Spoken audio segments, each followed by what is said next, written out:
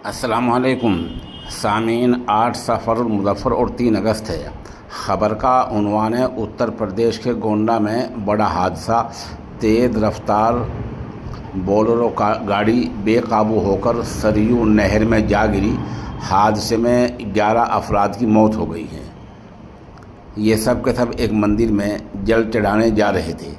हादसा इतना भयानक था कि बोलेरो से एक भी शख्स खुद को बाहर नहीं निकाल पाया। बारिश के चलते नहर में पानी बहुत ज़्यादा था। नहर में गाड़ी गिरते ही गाड़ी का लॉक लग गया। कुछ ही सेकंड में पूरी गाड़ी में पानी भर गया। अंदर बैठे लोग तड़प तड़प कर लोक में अजल हो गए। जहाँ यह हादसा हुआ आसपास के लोग कूदे, लेकिन शीशे नहीं उतर पाए, न खिड़की खुली। तब बमुश्किल खिड़की के शीशे तोड़कर 4 लोगों को ज़िंदा बचाया गया।